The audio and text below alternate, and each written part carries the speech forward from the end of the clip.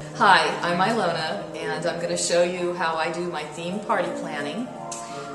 The first thing I do is start out with a fabric or a color. This is the fabric I chose for my Thanksgiving. I made these napkins, and I'm going to show you how to make these napkins too. But if you don't want to make napkins, you can always use a store-bought napkin in a color of your choice. In this case it would be green. You could use orange or any other color that you thought would be appropriate. So here's my napkins. I also made the napkin rings, which I can also show you how to make. These are some store-bought leaves that I bought at the end of the season last year. I just simply cut off some of them and wired them onto a drapery ring. And this is how I present my napkins.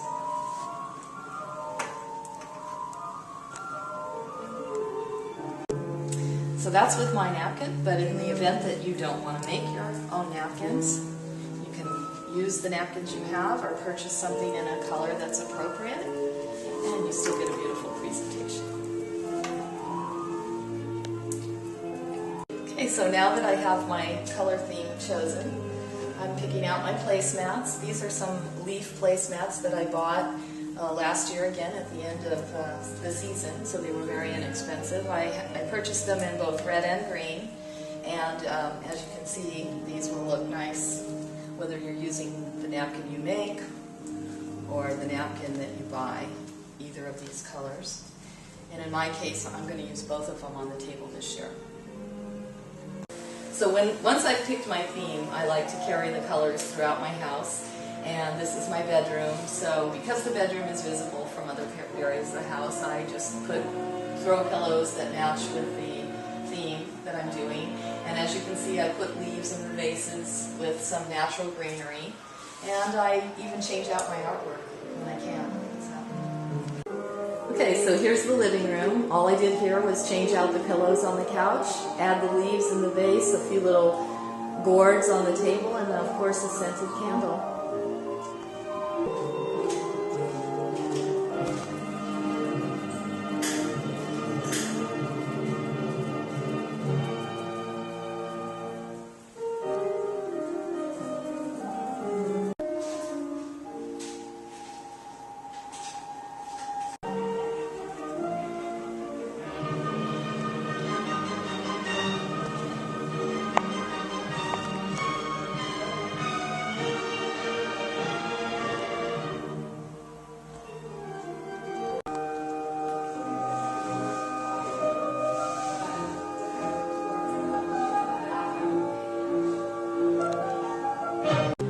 So, carrying the theme throughout the house, this is the island in the kitchen where I have a huge vase, again filled with the leaves. On the counter behind the sink, I've added some orange touches with some synthetic pumpkins and some natural greenery and a wreath, seasonal wreath. And then panning around, this is the setting for the table. I've used brown slip covers on the chairs, and we'll take a look at what the table looks like. So this is the table, and as you can see, I've used some of the leaves, the synthetic leaves that I purchased, and I'll show you how to do that. You just make a little curl around a pencil, and I've intertwined them into my chandelier, which is glass bubbles on wire, but you can do this on any kind of chandelier you might have. It just pulls the color up and the eye up, and then back down to the table where we'll take a closer look. All the place settings are there with the napkins, napkin rings. Okay, so here we are at the table. This is what an individual place setting looks like with the red placemat. And panning over, this is what the place setting looks like with the green placemat.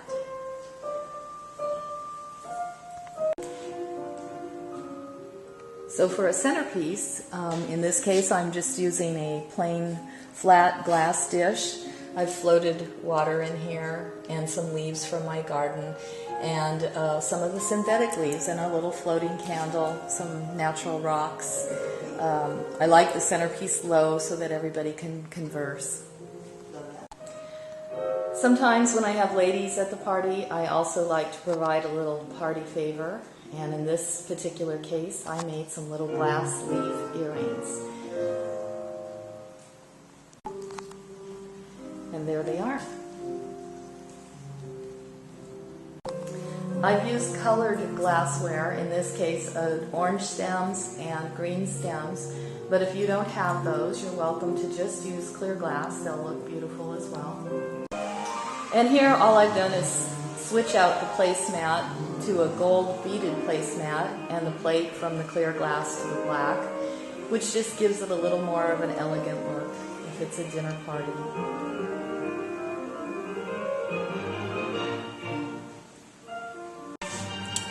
So I'm getting ready now for my friend Rose, and it's her birthday, so I went to the fabric store and I got this great fabric that's Rose's.